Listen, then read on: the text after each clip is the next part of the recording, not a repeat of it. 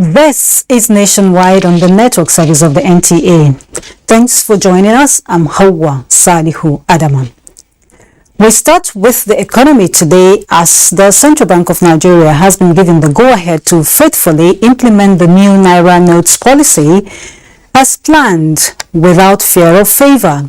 President Muhammadu Buhari, who gave this assurance while granting audience to the governor of the nation's apex bank in Daura, also asked him not to bother about public criticisms. Details will come in our subsequent bulletins. Meanwhile, the House of Representatives has asked the Central Bank of Nigeria to suspend the policy on cash withdrawal bill to come into effect on the 9th of January 2023. Following a motion from Representatives Magaji Aliyu, House members expressed concern that the policy, if allowed to be implemented, could lead to the collapse of small-scale businesses, which are the major drivers of the nation's economy. The lawmakers also pointed out that Nigeria does not have the infrastructure in place for the policy to succeed, as most local government areas and rural communities do not have banking presence. The House has, in line with constitutional provisions, also invited the CBN governor for a briefing on the newly rolled out policy. In a major push for funding and technical support for the Nigerian Energy Transition Foundation in New York, with global agencies and potential financial partners in attendance to facilitate senior special assistant to the President on Media and Publicity, Office of the Vice President Lau Luakonde indicates that Vice President Oshibajo is expected to interact with U.S. officials on generating resources for clean energy transitions for accelerated growth in Nigeria and other African countries. He departs Vietnam today on his way to the New York meeting. It will be recalled that President Muhammadu Buhari had announced Nigeria's commitment to net zero by 2060 on the basis of a detailed energy transition plan. Minerals, advising government on regulating the prospecting, quarrying, mining, sale and utilization of solid minerals in the country through the issuance of permits. The Minister, Olamilekon Adegbite, reiterated this during a scorecard presentation on the ministry's achievements under the Buhari administration. Nigeria today, to establish, they brought in investments in billions of dollars, and these businesses are flourishing today. One of such company is the Tor Exploration Projects in Osun State, where, as of last year, they started exporting gold out of Nigeria. For the first time, we have a formal sector that's exporting gold out of Nigeria and paying royalties. Within 3 months of operation, they were able to pay ₦1 billion in royalty to Nigerian government.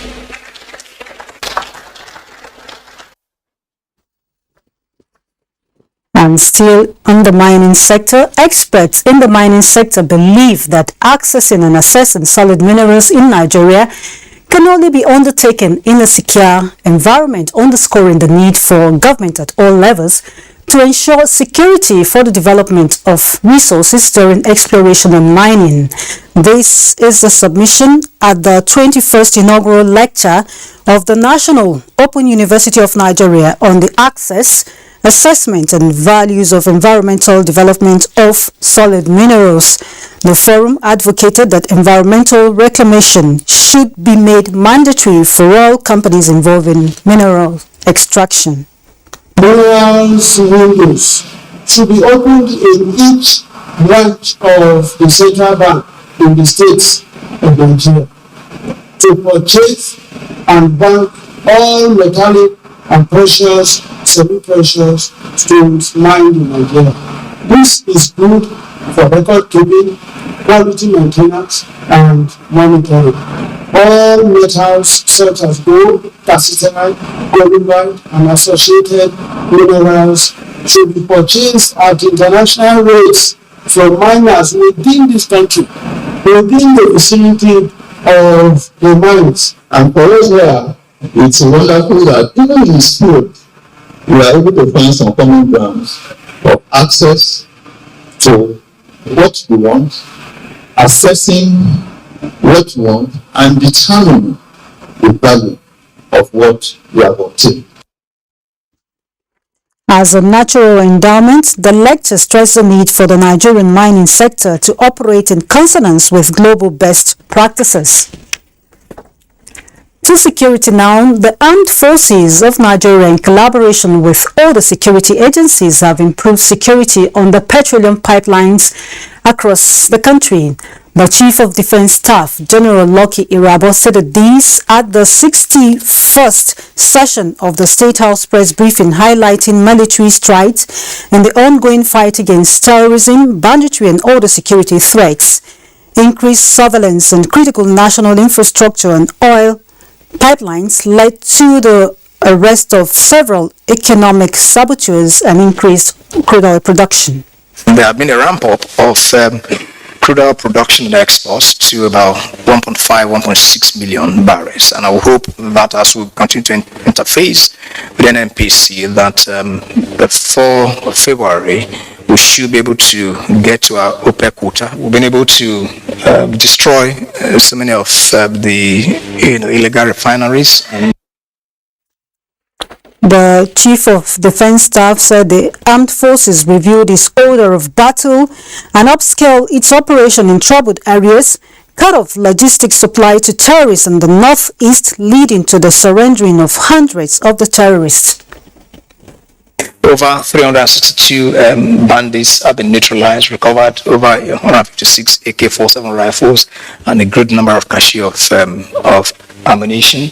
And then, of course, we've been able to also strangulate the logistic resupply route for the criminals, and of course, averted several community clashes, restored socio-economic activities in the troubled areas, and arrested several criminal elements. Still on the environment, Nigeria is meeting up with its target for environmental governance by emplacing policies and programs and projects to make the environment healthy and safe for lives and livelihoods. At the 8th edition of the President Muhammadu Buhari administration scorecard presentation, the Minister of Environment, Mohammed Abdullahi, highlighted key achievements in the sector, including forestry, climate change, the Great Green Wall Project, the Ogoni land cleanup, as well as waste management. Let's now join Onengi Fineface for details. To put the nation on track in mitigating the challenges of desertification, land degradation, and drought, a national action plan was developed by the present administration with support from the United Nations Convention to Combat Desertification. Nigeria also completed its land degradation neutrality targets through afforestation and reforestation projects to restore hectares of degraded land across the country. We've established about 12 hectares of woodlots in rural communities, 5 numbers, in desertification frontline states. We've also been able to establish about 4.8 hectares of orchards. We've also developed a strategy to combat threat and crime and wildlife and forest crime. This government, under the Buhari administration, established what we call the National Forestry Trust Fund. The first of its kind on the African continent, alongside a national energy transition plan. issuance of a sovereign green bond, and submission of a revised nationally determined contribution to the UN Convention on Climate Change. The Energy Transition Plan is about one of the first in Africa.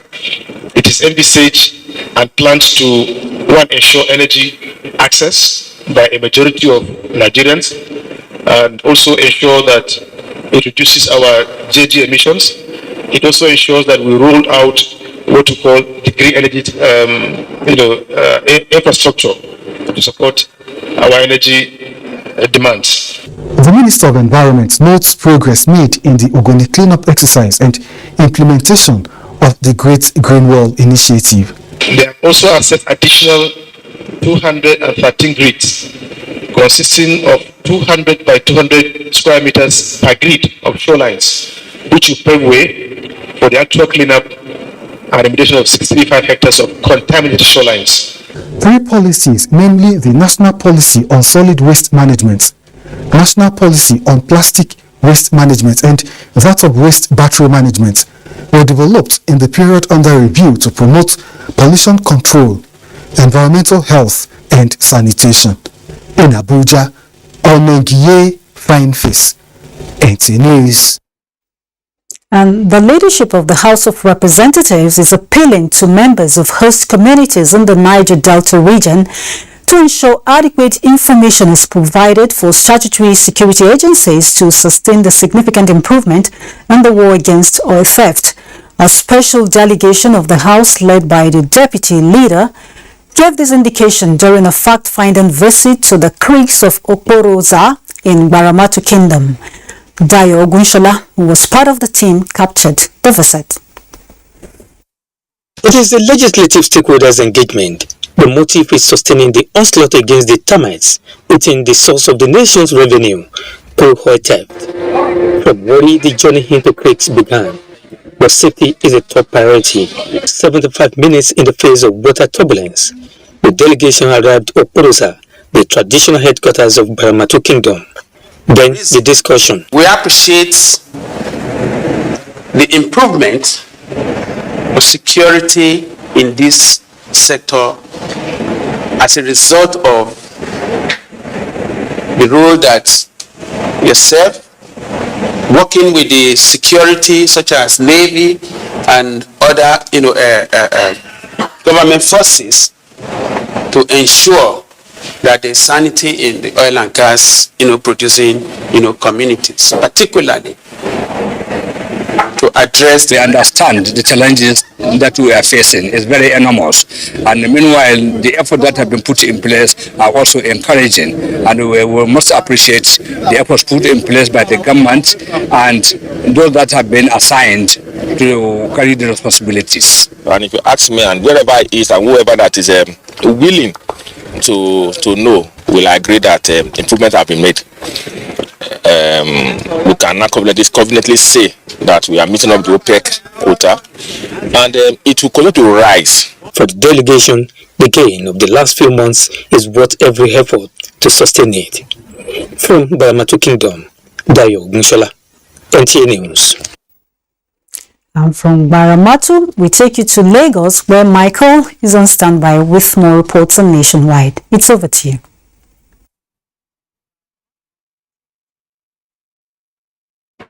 Thank you, Hawa. It has been confirmed that Nigeria has adequate petroleum products to meet the daily needs of the people without end users having to lament or face difficulties to purchase the product. This was confirmed during an inspection tour of some petroleum depots in Apapa. Abolade Salami has details. Getting petroleum products in the country in the last couple of weeks has been tug of war, and the process well described as survival of the fittest, while many Nigerians ponder on what may be responsible for the scarcity of the commodity that resulted in long queues and increase in price at some independent fuel stations. Others had their facilities under lock and key.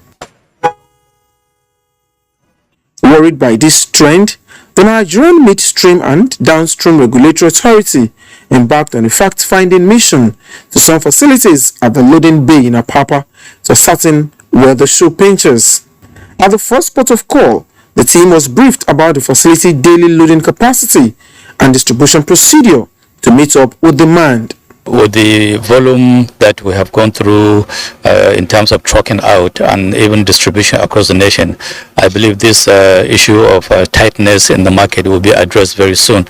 I was very confident because almost all the stations that we've been to are actually dispensing there, and they have stock. As a sign of assurance of availability of the products in sight, loading of the products for onward distribution was on, while 3 vessels were sighted on the sea waiting to offload their contents. So in the days to come, we feel that this 28 million stock will be improved to like 50-55 million. And our truck out also has been steady for the last couple of days. We have been doing 5 million liters per day. And we expect this trend to continue for the next 1 week. 3 because of our space, we have 3 PMS, and we have 3 of them 4.5 million liters. But as of yesterday, we received 2 KT out of the remaining 3.8 KT, so we have 1.8 KT left.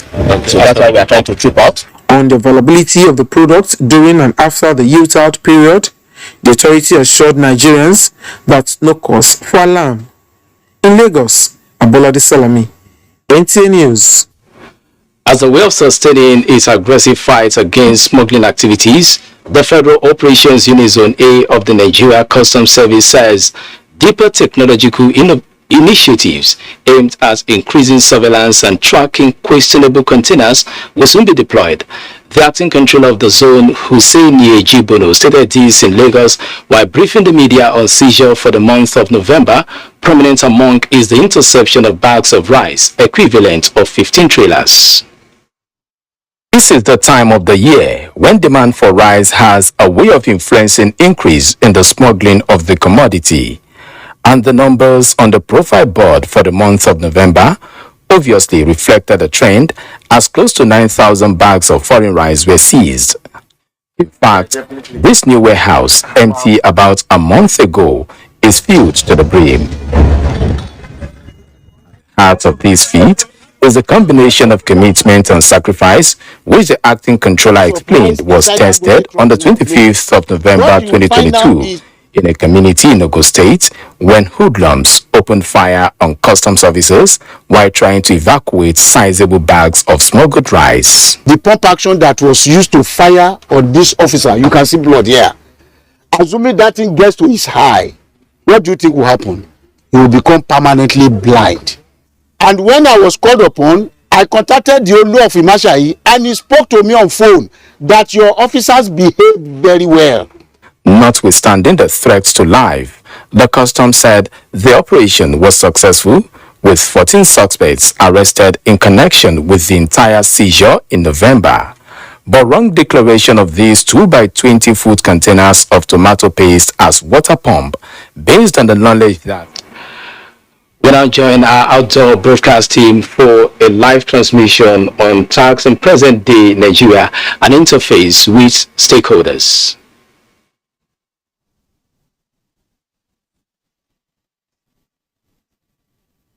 We now join our outside broadcast crew for a live telecast. Please stay tuned.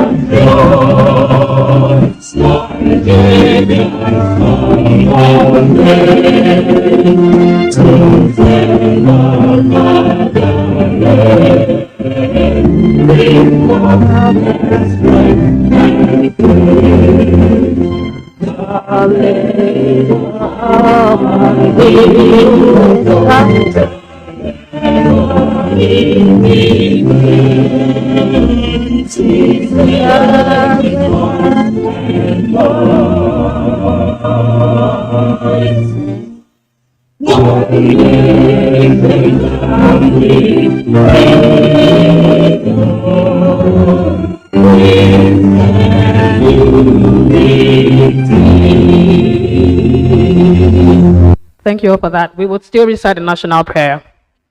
O God of creation, direct our noble cause, guide our leaders right, help our youth the truth to know, in love and honesty to grow, and living just and true. Great lofty heights attain to build a nation where peace and justice shall reign. Thank you. You may be seated. At this time, it gives me great pleasure to welcome to the podium the convener of this event. Please, can we put your hands together as I invite Bode Bore for his welcome speech.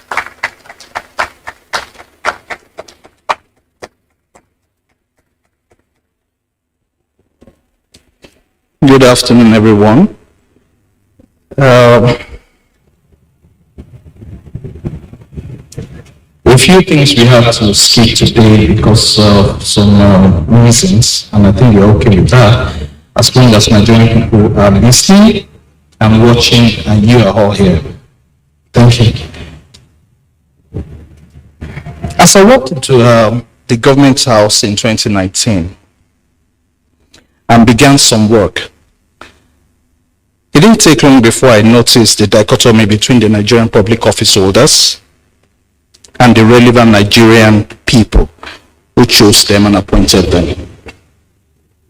Knowing that the job of nation building is an assignment for all, I found the need to create a bridge between these classes, a medium of dialogue for all, a place or conversation that will rebrand the unity of purpose to continue to build Nigeria together.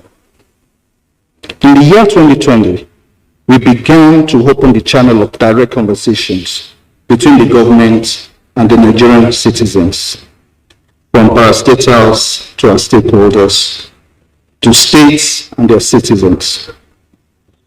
This channel, tagged the G2C interface, government to citizens interface, has proven since then that Nigerian people home and abroad are deeply interested in making contributions to the development and well-being of their nation. We do not know it all. I'm talking about the public office holders. We do not know it all. We cannot know firsthand what the experience of Nigerians are, from Jalingo to Hoka, from Malaysia, my hometown, to Maiduguri, except as we create a stage where these experiences are shared and necessary actions are taken. There are roles to constructively criticize the government policies. There are roles for suggestions of better policies, better solutions, better ways to execute plans, and so on. This drive puts all hands on deck and has proven that Nigeria belongs to us all. Today, at this edition of G2C Interface, we have brought the Federal Inland Revenue Services to the table with the Nigerian people, especially the stakeholders in tax field. Let us discuss tax in the present day Nigeria.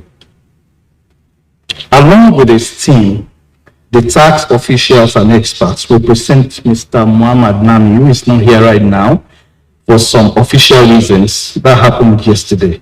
All right. The executive chairman of the service, I believe, is well represented by the number of people here. Even though he wants to speak online, he still insists on speaking online. To anchor the proceedings today, you have already met Oladele Ogunlana and Mansurat Ali. I am Bode Bore. I speak for the Nigerian people.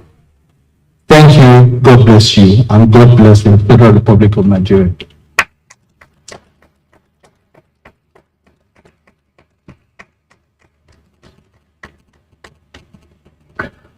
Thank you very much, Bode. At this time, distinguished ladies and gentlemen, I'd like us to go right into the first panel session. And this is the business of the day, where we will be presented with an opportunity to hear and learn from the experts. And we have carefully designed it into two segments. The first segment is your obligation as a taxpayer, and the second being tax utilization, where do our taxes go? I would be moderating the first panel, And the other panel will be taken by my colleague, Mansurat Ali. So we would like to ask that you please sit back, relax, and let's learn together. Thank you very much.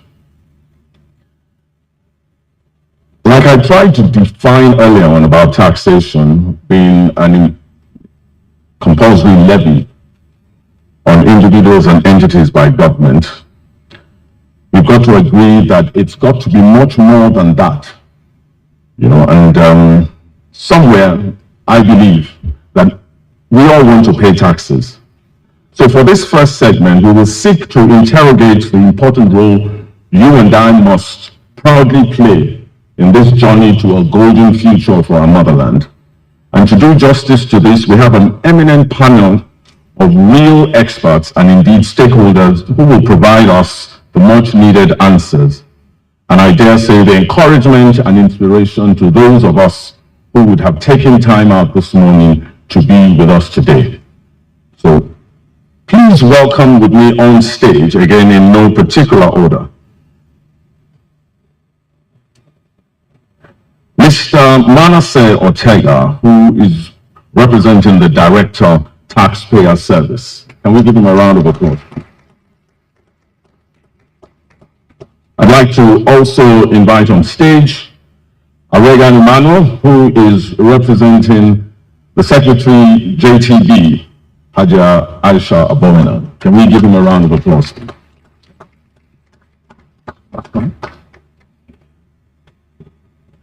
I'd like to also welcome on stage Alhaji Abdulhamid Muazu, State Coordinator, FCT, Kogi and Nasarawa.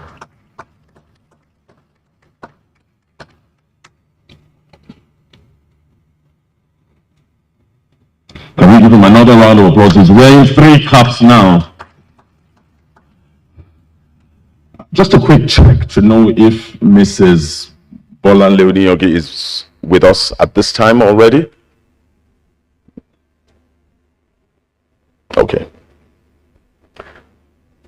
Right, okay, I will join them, and I hope that we really do get to learn and enjoy this next session. Thank you very much.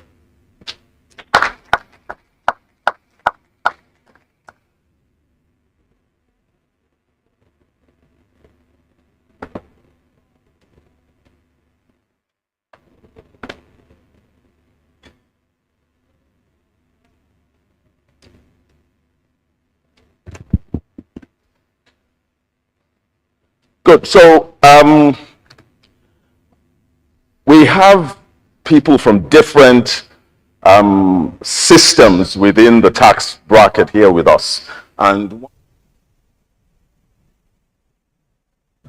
is maybe for the first 2 to 3 minutes, I would like, from your perspective, to define taxation in such a way that I, the ordinary citizen, would just love to engage in taxation and commit to paying taxes. So how would you define taxation to me that would make me fall in love with paying tax? Because we're actually looking at the obligation of the taxpayer with this panel. So define to me what would make me just love to pay tax. Let's do that. 3 minutes each, please. Sir, Manasseh.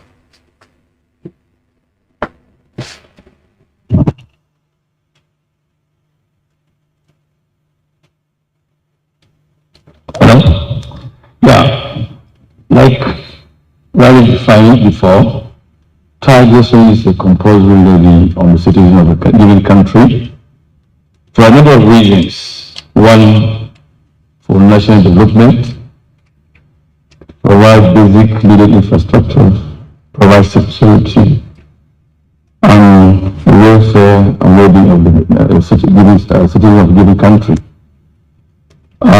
Taxation is one of the major and subsisting means of financing public services globally, with Nigeria is not an exception. In Nigeria, the FRS is the authority that has been authorized to collect taxes on behalf of the federal government and to some extent the federation. And going to see a hackman on you. There was a reform which was put in place in 2012, 2007 precisely. We have defined tax to be a kind of a partnership between government and the people. And there's a social contract between the government and the government. And hence we say we are going to approach a friendly tax strategy of voluntary compliance. So we, the FRS, our taxes are being approached from the voluntary compliance perspective.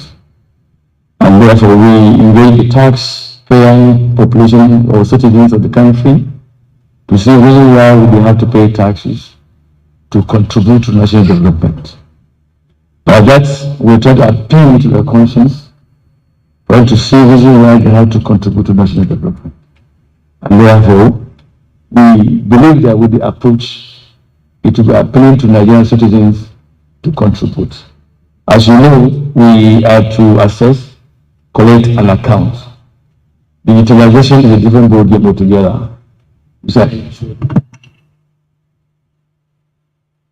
Okay, I can obviously tell that you're passionate about the tax matter because you have not only defined it, you are already trying to convince us on how to pay taxes. Mr. Arena, your brief.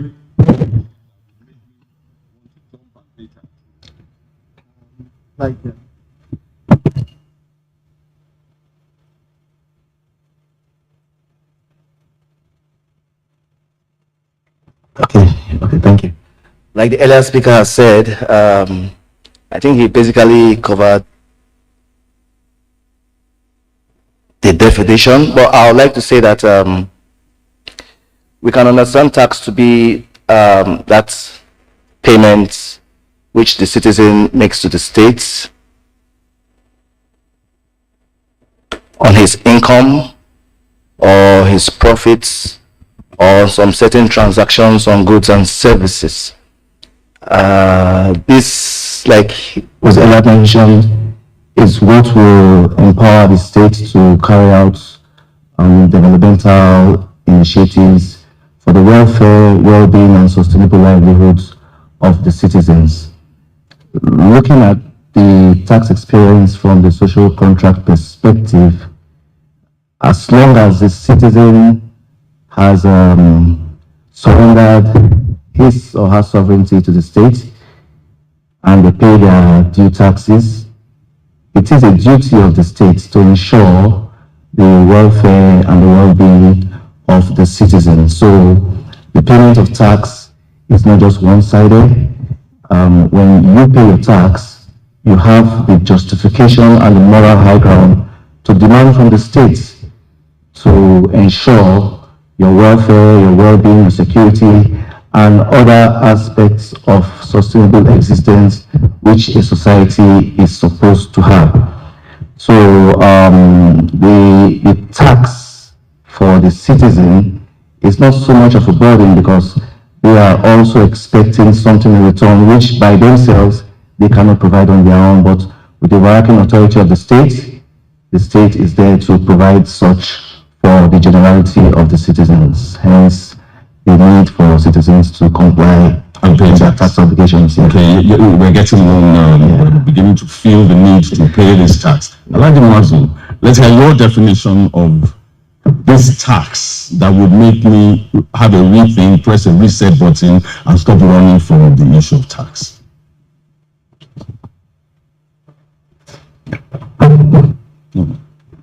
Okay, good afternoon, gentlemen, ladies and gentlemen. Taxation is the price you pay for civilization. You know, for you to say you are living in a civilized society, what is expected of you as a citizen is to pay your tax. That gives you the social right to ask the government to do their responsibilities. As a citizen, if you have not paid your tax, the moral right for you to ask for any social service from the government is not there. So taxation, in simple words, is just the price you pay for being part of the country, for being a citizen of the country. You need to pay your tax so that you will have continuity in the country. You will have growth, you have security, you have stability, you will have future, because the government, which is elected by you, need these resources to do what they promise during their campaign time.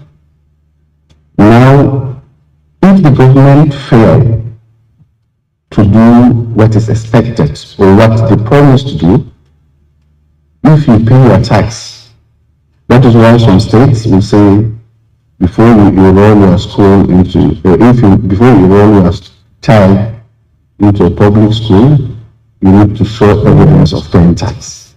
What I'm just trying to communicate to you is that the school that you are enrolling your child is a community school paid by members of the community.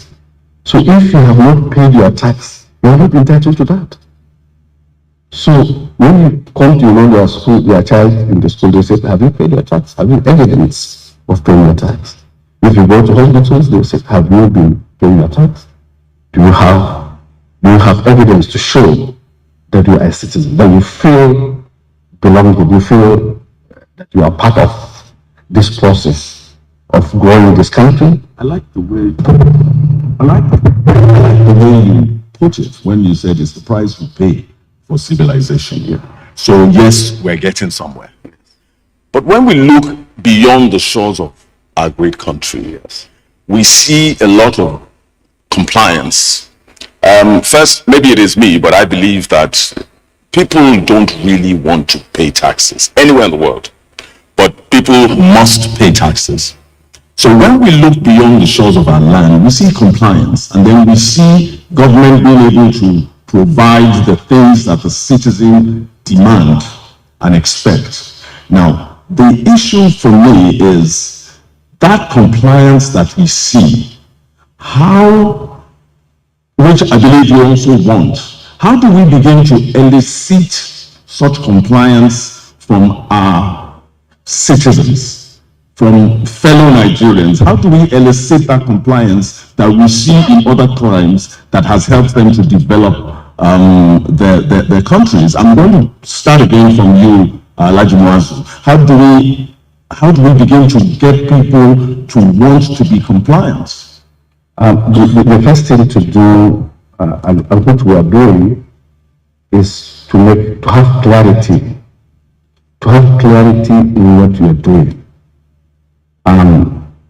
If the government is collecting taxpayers' money, and the government is making promises to provide social amenities to the citizens, then they will expect you to be transparent, to be telling them that we have collected so amount of money and we have invested so amount of money here. Now, when people start seeing the leaders being responsible, automatically it makes them to comply. So there needs to be communication. There needs to be effective communication between the taxpayers and the government. If I'm paying my tax and you're using my money to do something that I don't understand, you need to tell me exactly how you spend this money. There have to be accountability from the government, and they should be sincere when they are talking to the citizens. Let there be a buy-in. There must be ownership. The citizens should feel ownership of the government, and the government should feel that we are working for them. You know, when you decide to serve, you want to go to the public and say, I want to serve. The word serve is a very difficult term. You have agreed that you are their servant.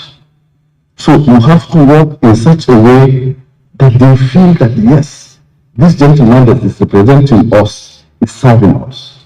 And the money we are contributing, because that is how literally what it means, the relation is people are contributing money to see that the government that is there is using the money to serve them.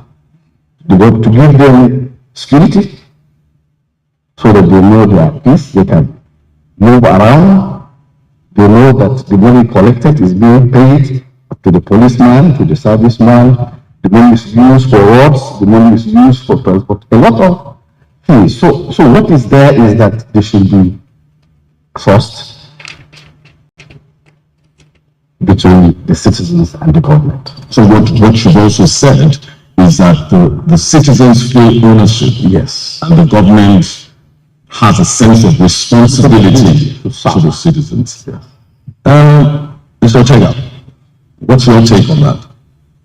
Yeah, like I said, there's a nexus between revenue generation and the revenue utilization. We in the tax office, we encourage to collect more if the deployment of the resources collected so far is being earmarked. The Nigerian citizens want to see what the money is paid for, as we are paid being put for. But government is recent, if you see highway construction, roads constructed, you see them put sign for to show resource money paid for them to construct roads. And these are signposts to also communicate to the citizens that look, we are being accountable, we are being responsible, and therefore we are into this social relationship for the good of our own country. And by the time we begin to see more revenue generated and how it's being deployed, and we're seeing videos and what have you, we give us any impetus in the task office to collect more. But we have difficulties when we go to the taxpayer to collect, and we now see that some of them are having challenges with infrastructures, roads are bad, and begin to see disillusionment. Why should we pay these taxes? The one they paid, where are we going to? And the good thing we have done in the FRS is that we have created an engagement and interface department. That's what I represent the taxpayer department. We have a lot of engagement with the stakeholders in various sectors, in various groups. We've been engaging, we go to trade fairs, we try to talk to them. Like shows like this, very important to engage them. The taxpayer department in particular is scheduled to inform the taxpayer, to educate the taxpayer, to also assist them in compliance. Because if you don't engage the citizens, you don't inform them, if you don't assist them in complying, so certainly we're going to have challenging in collection. And of recent, we have deployed, we're going e-service. We deployed the e-services platform to ease the way of doing business and then enhancing tax compliance. And it's been wonderful that with our deployment of tax promise application solutions, we've collected more than we've done before. And this has gone into a lot of development projects that are very, very apparent the government is doing. And I think it's encouraging. And from what we are seeing from our collection in the indices, it means citizens are responding positively. So it means that the collections are blowing up now, because that's what I'm picking from you. So maybe you don't really need much more. But maybe you don't really need much more. It's already. No, we always need money. We always need money. We are about to meet our target. We still have about a few days to go before the year ends, and we believe and trust God that we're going to have it. So you're still hoping to meet your target, or you've exceeded your target? If we exceed, we'll crack faster. Okay. I hope you exceed before you get to everybody. Mr. Regan, your perspective on this?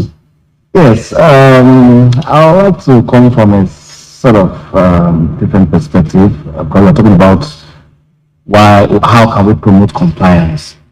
We need to understand that Nigeria operates a very complex multi-sectoral tax environment.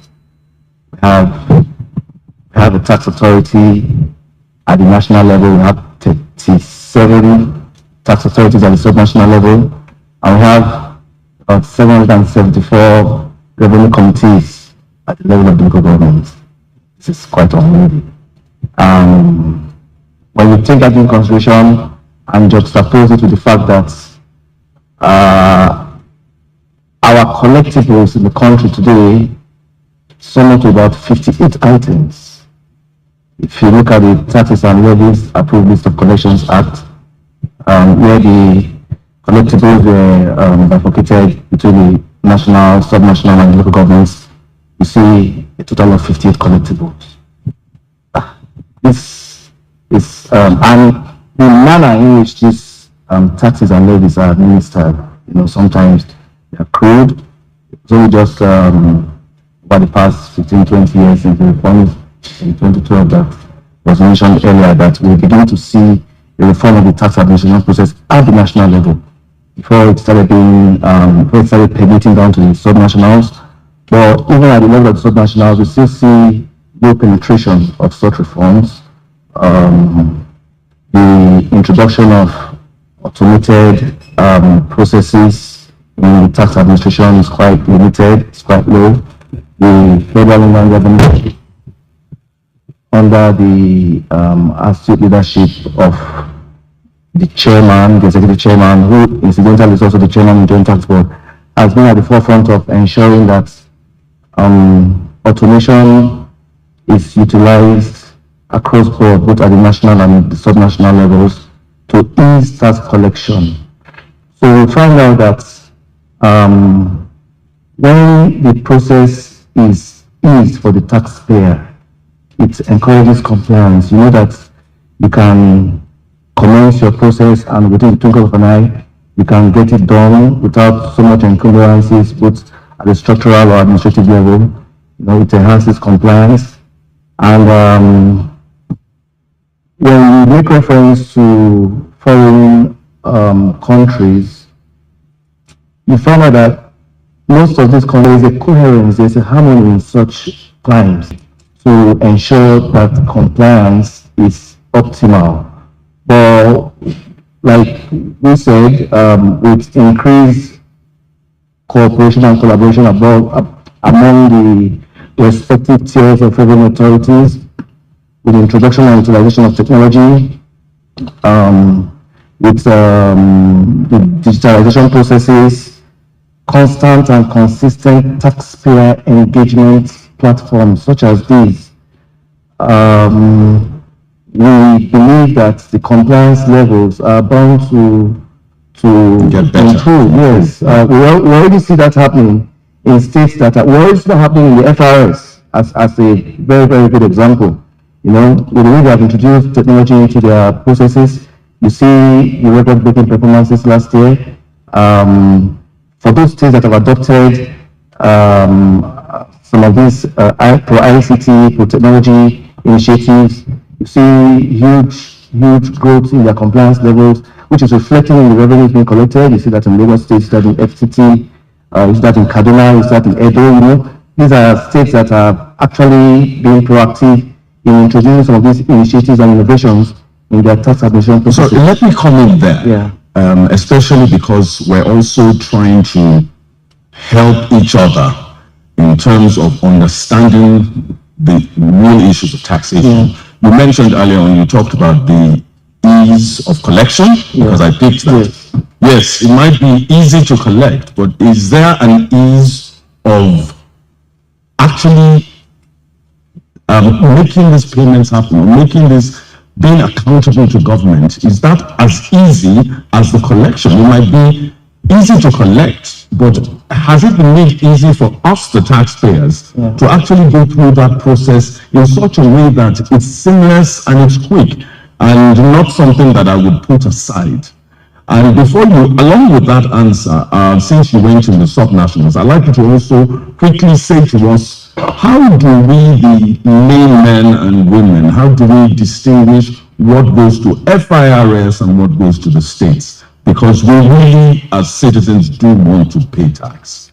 Okay, thank you. Thank you very much. I must have to say, first of all, that the role of the tax authorities ends at collection and accounting for what has been collected.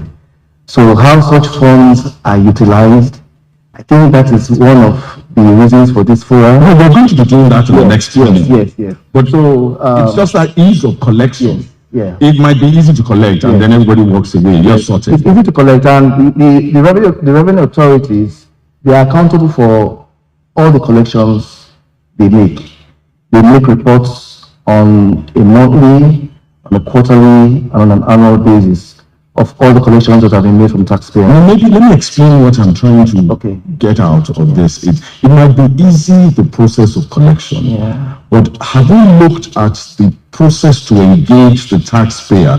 How easy is it for me to actually go through that process of paying my taxes? Yes. Because if it's cumbersome, again, we allow people that window of saying, okay, look, I'll do this tomorrow. But we need to get people willing, because it's no longer difficult to go through that process. Exactly. I think that's where education comes in. That's where enlightenment comes in. One of what the tax authority encourages the taxpayer to do, because this, in the FRS, for example, and in most states right now, they are simplifying e-platforms that the taxpayer can have access to. But you find out that the volume of taxpayers accessing such platforms are quite limited. So we have to encourage the taxpayers. The tax authority is playing its part by providing these solutions to the taxpayers who are our customers. It's left for the taxpayer to take advantage of them, to simplify their processes. And these we encourage. Not everybody will be doing it at the moment, but we are encouraging them to adopt such measures. Okay, before we go on, I'd like to ask if you have any questions, kindly signify. We have ushers that will give you a slip of paper so that you can write down your questions, and then we'll take them along as we go. Okay, so I'm probably now talking to you or asking these questions as a taxpayer. Okay.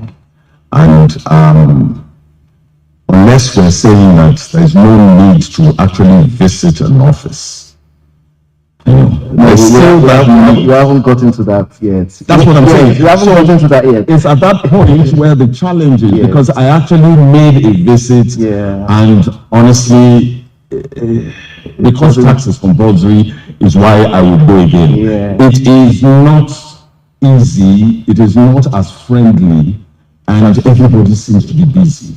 So I'm back to that issue of how do we then make it something that I want to pay taxes, but I also want to be able to pay it conveniently, because when it's so complicated, I will keep pushing. Discouraged. And we also have this thing of, okay, what's the penalty? If it's not going to break my back, then we'll pay penalty and we'll do it some of the time. But we need to get people to get into that habit of doing things at the right time, doing things right, and all of that. And so let me quickly dovetail into my next question, which is, clearly there is that gap of compliance. There is that gap of people that you've been able to put within the tax net. And of course, you want more of us in your tax net. How are we going to do this effectively, so that, I look forward to a time when people will boldly say, I've paid my taxes. I'm paying my taxes. I'm on my way to pay taxes, such that it becomes a part of us, because it's not inconvenient in terms of process. The convenience of paying tax is what FRS have been working for a long time to achieve. We decentralize our tax paying system. We find out that in each state we have 4 or 5 offices. Our aim there is that we're trying to bring the tax offices closer to the taxpayer. So you have proximity. That's why you can, in Abuja alone, we have like 18 offices. And we have a vibrant website that you can access us. We're trying to make sure that the cost of compliance is less to the taxpayer. Because we're making our forms simpler. I mean, forms that used to be maybe 8, 9 pages, we have redesigned them to make them 2 pages.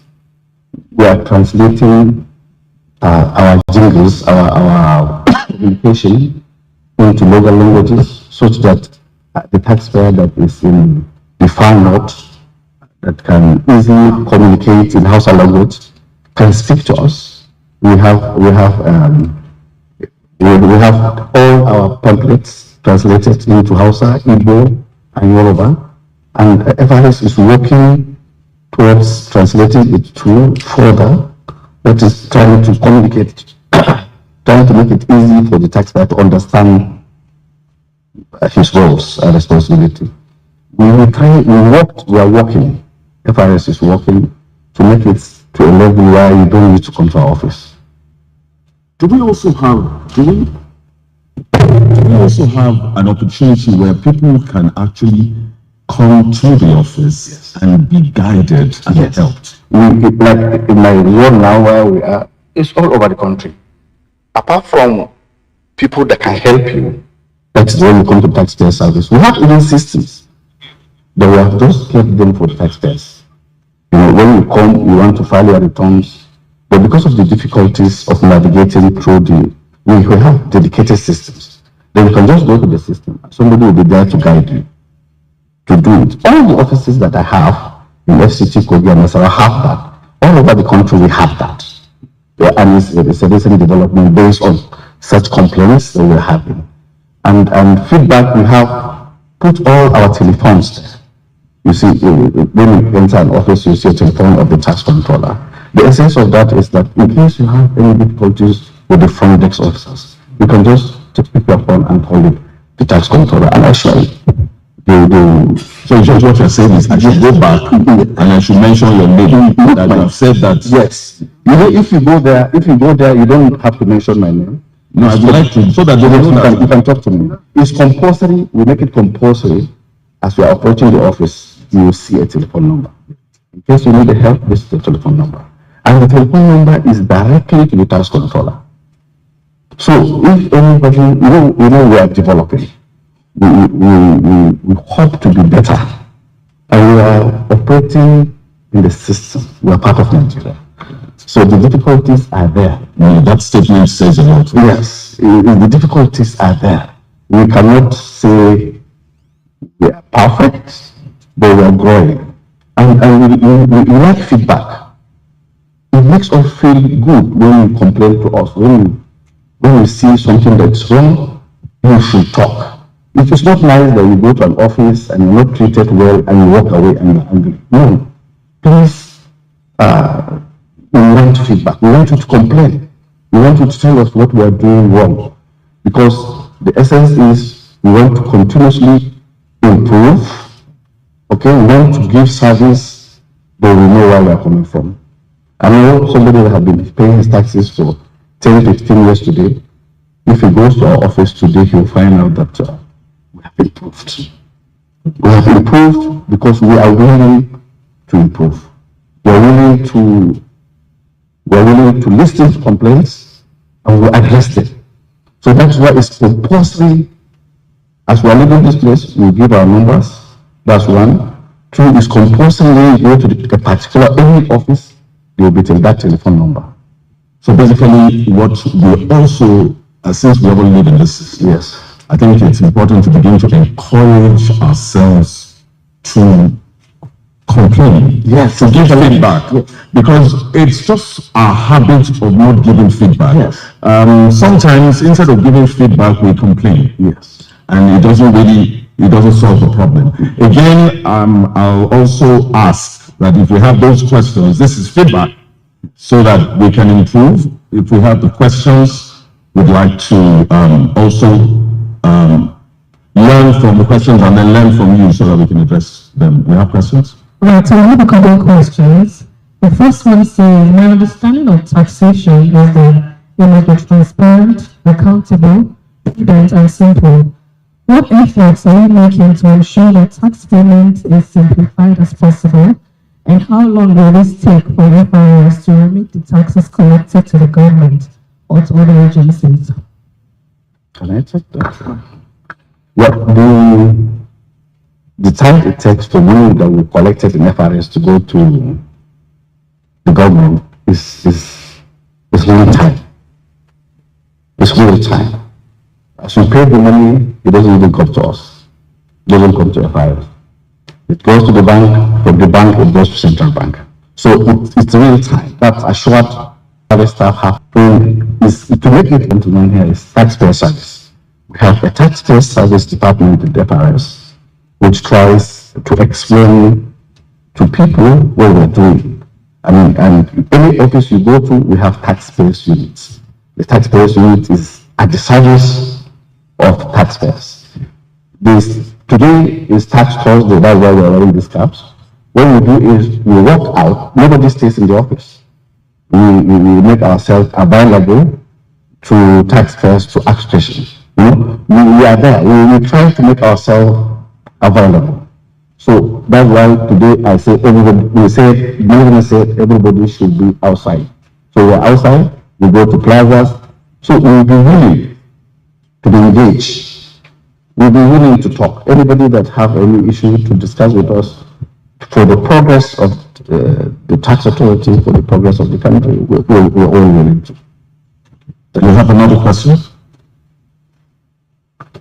Yes, so it says that how do we as a government encourage taxpayers to be willing and able to pay taxes more? Just in simple terms to wrap up the session. So we'll just take that as your pattern. The answer to that, your response to that will be your pattern shot for this session. So wrap it up in answering that question. Thank you very much. Yeah, like the colleagues have just stated, the FRS has been remodeled into a customer-centric institution which has placed customer relationship on a high premium because our customers, which are the taxpayers, are the people that lay the eggs. And we have streamlined our compliance, tax compliance processes in such a manner that with the deployment of the tax format, from registration to filing to payment, which we are using the ICT support platforms. Very, very seamless, very made easy, user-friendly, so as to encourage the compliance. We have engaged into continuous engagement with the taxpayers.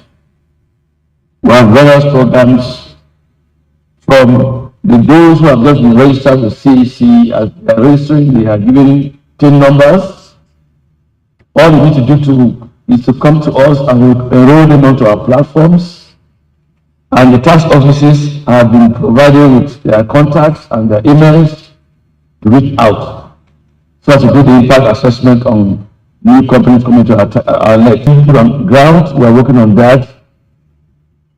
Very functional is the issue of continuous engagement.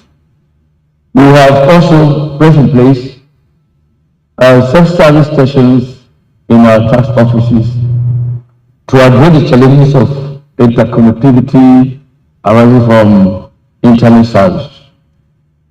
For any of those who don't have access to internet, the tax offices have been provided with desktops supported by technical staff who are ready to assist you enroll and to comply online. That's the way we are trying to make it more easy and more friendly for them.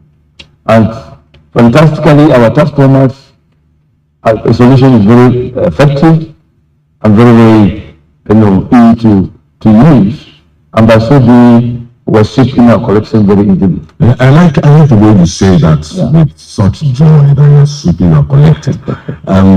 Mr. Aregan, your final and your parting shot, please. Yeah, thank you. I want to say that the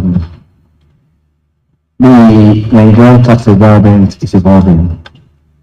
We're not where we need to be, but we're not where we used to be. The world is changing. Technology is increasingly playing bigger roles in our lives, and the revenue authorities are not relenting their efforts in adopting technology towards simplifying the tax paying process.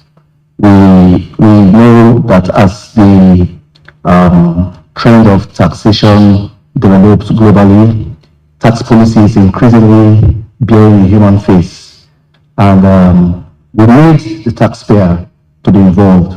We need the taxpayer to be included in the policy design to policy execution stages.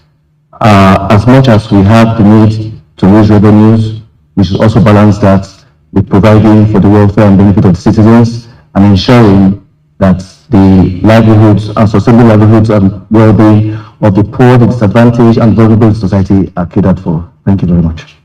Gentlemen, I would really like to thank you very much for being with us on this session, and also hope that you will be with us till the end. We're going into another exciting panel right away. Mr. Vanessa Ortega, thank you very much. And Aragan, Manu, thank you also very much. And of course, Elijah Mazo, thank you very much for being part of this panel. And we'll go quickly into the second panel. Please, if you go to any of our offices, tell them status quo if you are not happy. The taxpayer is the king. We are there servicing the king. So please, if there is any problem that you meet in our office, please escalate. We will appreciate any feedback. Thank you very much. Thank you very much. And we'll go right into the section. Can we please give them a round of applause?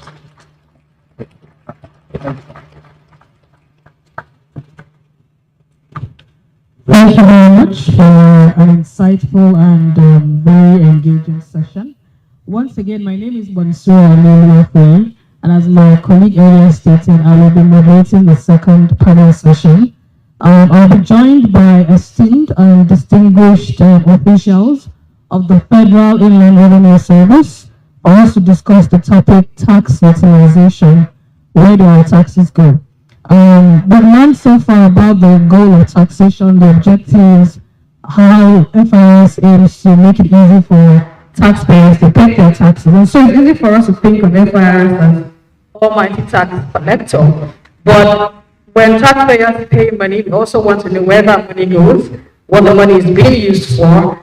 And even though FIRS has mentioned that their primary role is to collect taxes, we, the citizens, or generally the citizens, will hold them accountable in the position of being managers, the middlemen between the government and them as taxpayers. So it's important for us to explore this topic.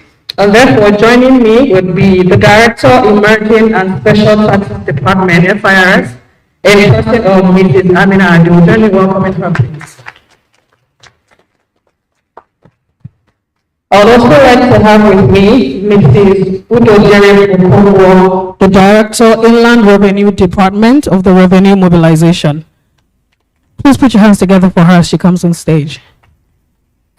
Permit me to also welcome on stage this panel session the SA Tax Policy to the FIRS Chairman, Mr. Olufemi Olarinde. Thank you. And if we have amongst us the SA to the Executive Chairman, FIRS on Media and Communication, please just give a warm welcome to Mr. Oluwatobi Wojola, if he's here with us. All right, thank you. Once again, my name is Monsera. It's a pleasure to have you all here. As I earlier said, we will be talking about tax utilization as much as we can and the role that FIRS plays in this. One interesting thing that I found out, if you open the FIRS website, the opening line says that it pays to pay your tax. When you think about it, it's both an advice and a call to action. right? So given the challenges that we have today, when we have advised the citizens to come out, pay your taxes, it's also important to acknowledge the pain points that we have as citizens. And so it might be good if you could advise generally how exactly these taxes directly benefit the people who pay them. Now, would you like to start with that, Mr. Femi? Thank you. Hello? Okay. Yeah, thank you very much for having me. Delighted to be on this panel. So, I would like to first start with, the first panel, there was an attempt to define taxation. And maybe when we start from the basic, from the foundation, we will all understand what taxes, where do taxes go, what are they meant for? And I like to start. The classical definition of taxation says it's a compulsory levy imposed by government imposed by government on taxpayers. And what is it meant for? To fund public infrastructure, to fund government business and activities. Now, merely saying to fund government business and activities. Now, there's been a misconstrue about, okay, when I pay tax, that means I need to get all the necessary facilities I have. There's another thought that says taxation or tax is not quid pro quo. And what does that mean? It does not mean that you get a direct benefit for the tax you have paid. So what we are now saying is that, yeah, it's a pool. It's a pool of funds by government from all and sundry to ensure that we can provide that basic amenities that which everyone needs. Now, what are our needs? They are relative. So you might say, I'm paying this much, but what do I get for that? So taxpayers also need to understand all this background to taxation.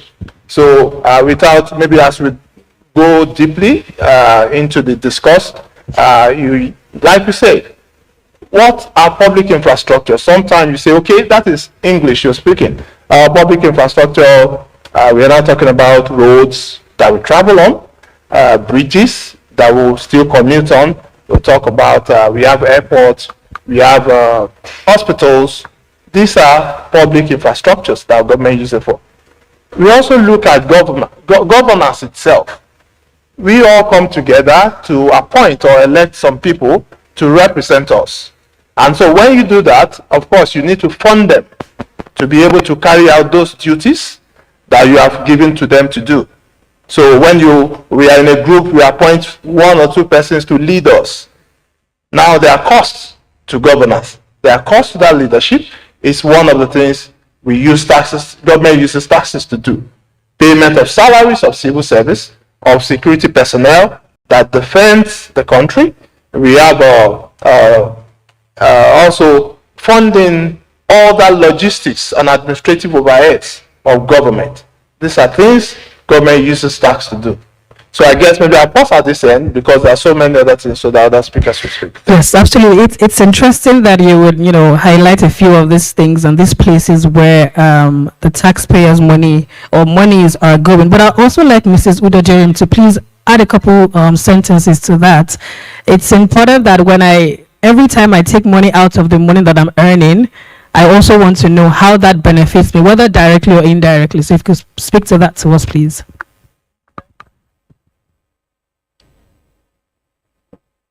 For me, I'll say that taxation is, in simple words, a source of revenue for government expenditure. It's as simple as that.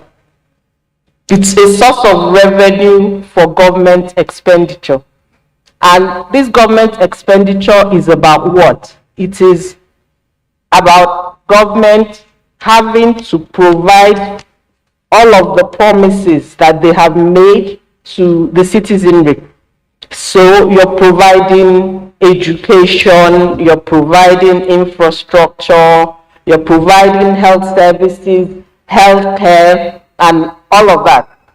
Another important thing that the government uses tax for is to safeguard the future and continuity and existence of the nation. So that's one of the most important things. If the nation is not safeguarded, you and I will not have a nation to say we are citizens of. So it's that money that's collected or the revenue that's received from taxation that government uses for security and all of that to safeguard the nation. And also, taxation is importantly a tool that government uses to redistribute wealth. So if you check the tax policies, you would find that those who earn more pay more taxes than those who earn little. So there are certain percentages, obviously, that are attributed to your income or your consumption in terms of whether you're consuming luxury goods or just plain goods. Thank you. Thank you for that. A follow-up question to that would be, FIRS again is a collector. It's FIRS that the citizens are paying this. Is to also, it has a redistributive function. It has also a function to provide infrastructure, security, and so on. But there is also another very important function, which, you know, we sometimes forget, but it's something that only the government can provide. And the government cannot provide it if it does not have the money to provide it. And that is macroeconomic stability. Now, without macroeconomic stability, there will actually be no investment. And without investment, we cannot have a good country. We cannot have a country that we will all enjoy living in. Now, to provide macroeconomic stability, which means inflation is low, unemployment is low enough, growth, economic growth is high, investment confidence is high, people are bringing their money into Nigeria, we Nigerians are keeping our money in Nigeria. This is a pure public good. You cannot on your own have your own monetary policy. That is the interest rate that the government borrows set by the central bank. You cannot control inflation. Now, if we don't pay taxes, the government is then forced to borrow money. If you look at 2021, the federal government received only about 4.6 trillion naira, but it spent 12 trillion, which means it borrowed about 7.3 trillion thereabout, rounding error.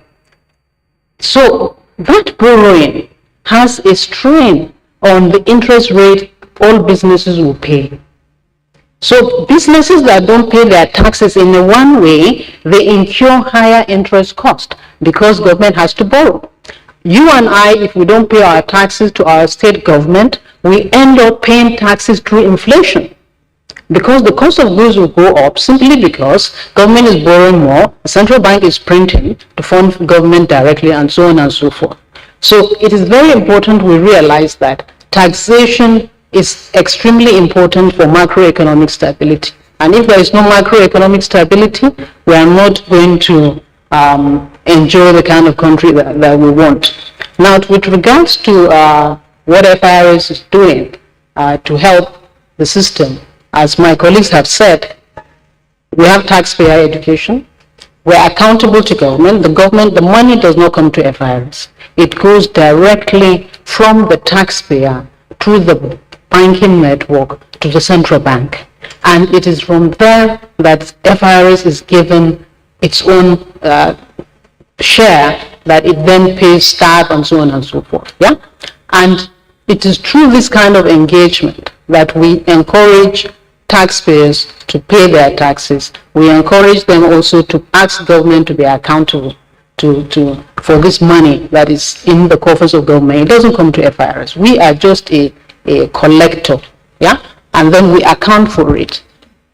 So it's interesting that you mentioned that FIRS is in the middle again, being the ones who collect. Is there any platform or any system that FIRS has sort of put in place also for those who are collecting money from, to be able to hold that government accountable to say, FIRS has collected this much money, or through FIRS, the government has been able to collect this much money from me. So is there any form of, what collaborative systems with the citizens now, being on the part of the citizens, that FIRS has put in place or created that can help us to, hold the government accountable, or to what you can call follow the money that is being collected? Again, people need to understand where is that money going, and how does it also, affect their life and influence them? Thank you for that question. Yeah. One of those things that FIRS is doing, this for two, FIRS always announces its performance. Yeah. On a monthly, there is an update to Nigerians that this is what FIRS has collected. There is a monthly FAQ, yeah, that meets where this money is shared. So Nigerians are aware, or at least have the tools, both made by FIRS. If you go to the website of FIRS, you will see what was collected in prior federation. There is a little revenue that we collect, which is only for federal government. But the bulk of the revenue collected by FIRS goes to the entire federation. Now, the FIRS, you see, the way the thing works is you have the citizen. The citizen, we Nigerians, we elect our public officers, yeah? And then they appoint the FIRS chair and any other government appointee that is running any government agency. So the accountability is not for FIRS to hold the political office holders accountable. No, it is the citizens that we Nigerians have to hold the political office holders accountable, and then they hold us accountable for delivering on our target. They have given us a target, 10.4 trillion. So that is what we are going to be held accountable for. Now, if Nigerians want to know what their money is being used for, the Budget Office website is there. They release a quarterly budget implementation report, and the one for June is already there. They can engage with it. During the budget process, the Budget Office releases also what they call a citizen's guide to the budget. It is there on the website. Thank you. Thank you. I'll come to Mrs. Udodirim now. We're speaking of utilization. We've spoken about mobilization and collection.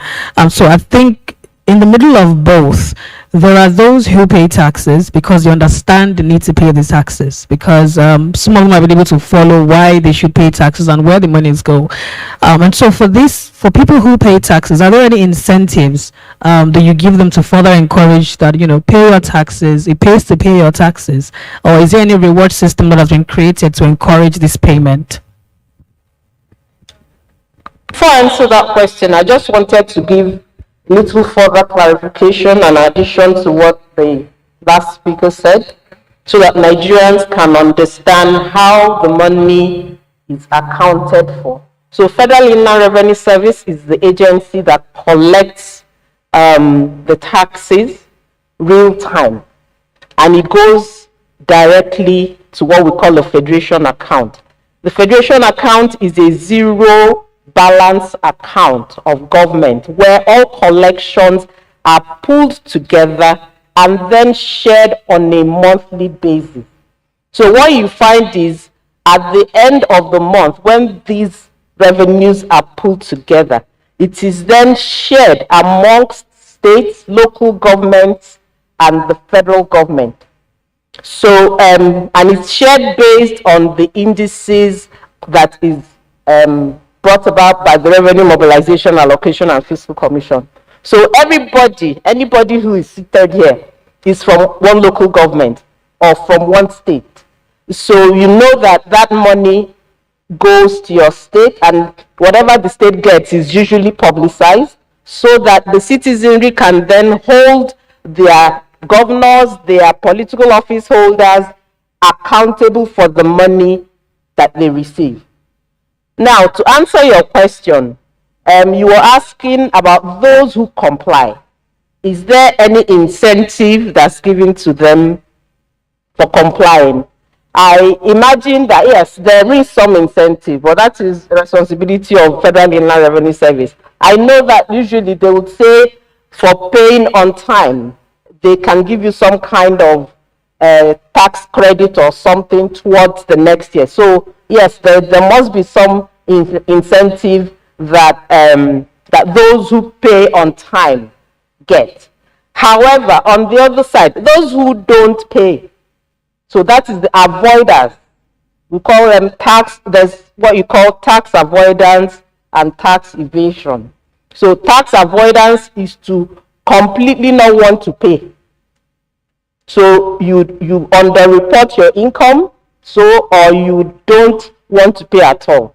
Evasion is when you use advantages or some little gaps that are in the tax policy. So for instance, the allowances that you allowed, then you increase those allowances for operation of your business such that you pay lower taxes. And all of these two things, what it does to the economy is when the government gets less revenue at the end of the day, they don't have the money to execute all of the policies that they should execute or to provide all the services they promised the people, and it falls back to the poor people because they are the ones who are unable to provide any of these services for themselves. You understand what I'm saying? So because the poor don't have ability to provide any of the social services that government should have provided for them, they are the ones who at the end of the day will suffer most. So yes, there's some incentive that is given for you if you comply to pay on time.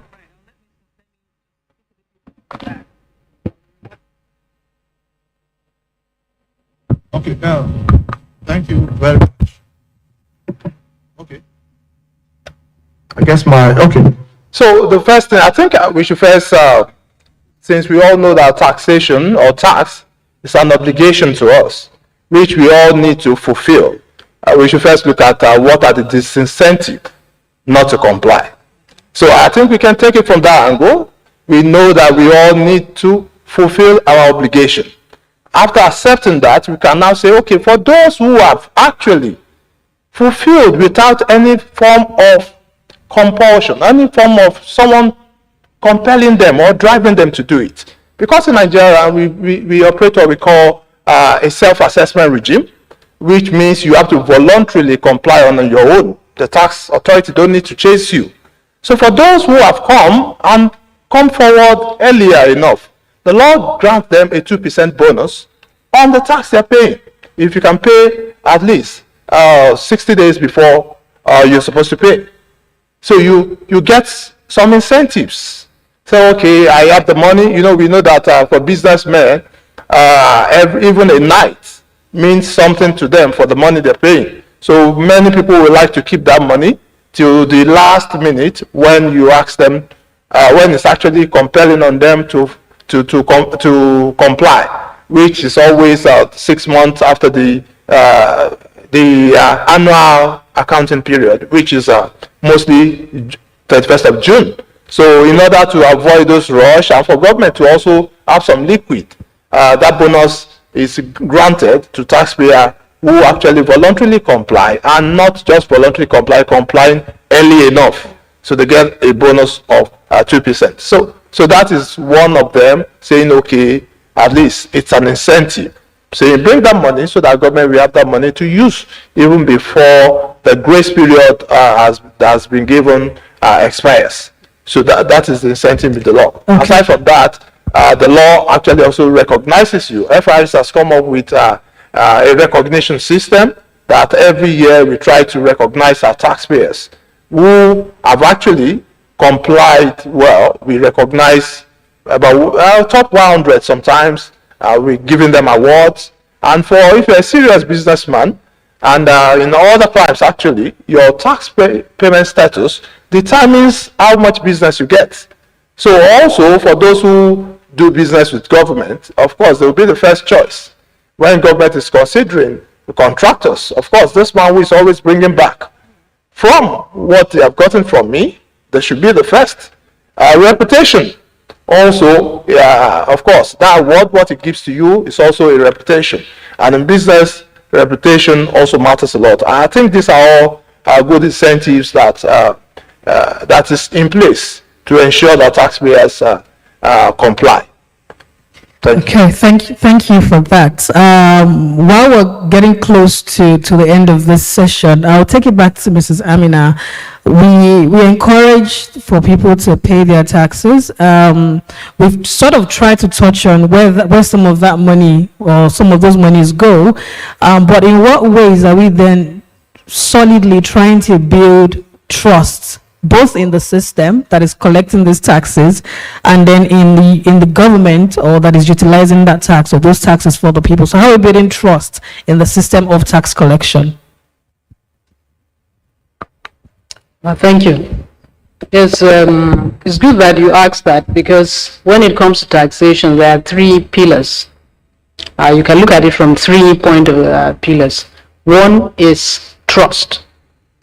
The second one is facilitation. And the third one is enforcement. So the very first one is this trust that you have mentioned. And the only way we can build trust is obviously by the government doing with the money, doing the right, using the funds that have been raised, even though they are not adequate if we are honest with ourselves, but using it judiciously by having a more efficient budget.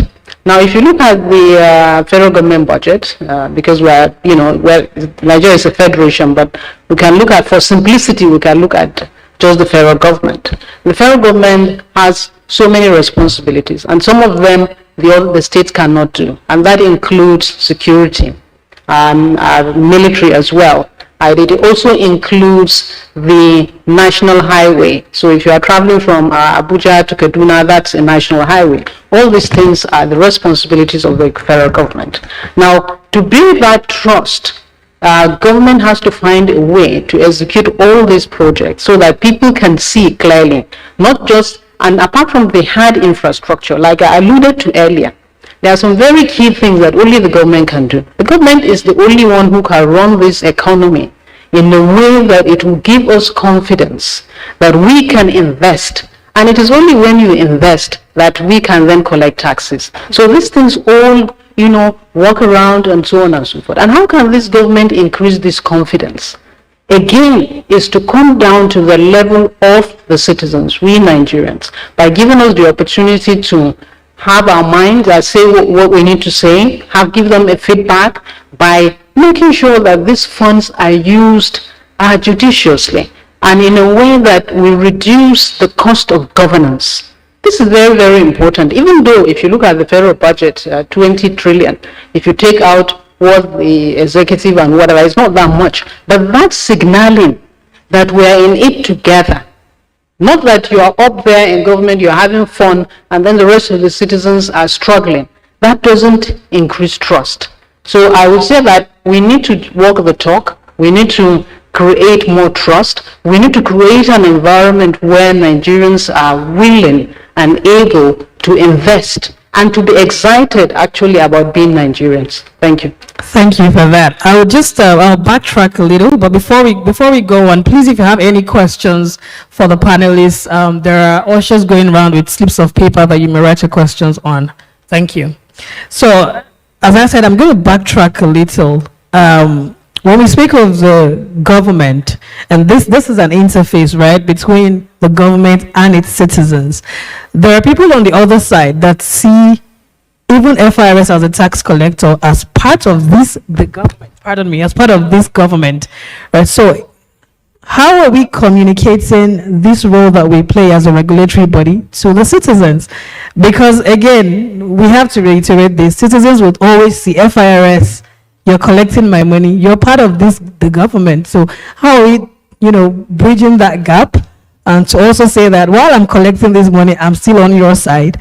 And of course, in a way, that will probably also encourage us to pay more. But, in what ways are we trying to foster those relationships between the government and the citizens, seeing FIRS as part of the government? I'll let Mr. Femi take that. Okay. Thank you very much. This has been a role that has, it's kind of a dilemma for the FIRS. Talking about taxation first, we have what we call the tripods of taxation. And you start from what we call the tax policy, we have the tax legislation, and we have the tax administration. Now, you have from the tax policy, government on one hand saying this is how we want to tax, who we want to tax, where we want to tax, and so there's a vision to which that also determines where they spend the money and what they use it for. Now, you have the legislators who also say how the law to tax them, and you now have the tax administrators, which is the FIRS. Now, FIRS now rely on the government policy, rely on the legislation to also do its work.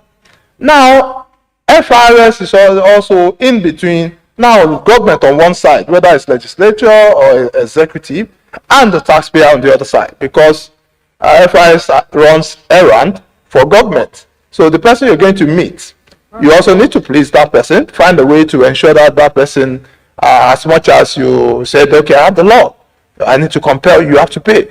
You also find a way to ensure that as the man is paying, you are not, it's not doing that with pain, though we know tax is a burden. It's a burden, but you need to find a way to ease that burden to make it easy. So what do we do as FIRS?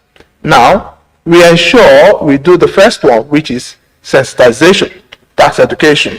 So you let that person know his role. Normally, would have said ignorance of the law. It's not an excuse. So we can slam the hammer. But however, we know that the first rule to even making people comply with the law is to first educating them. Let them know what their obligations are. Now we work with government to do that. I'm sure if you, we have what we call the national tax policy, which is a modus operandi for how the tax system runs, the obligation of everyone.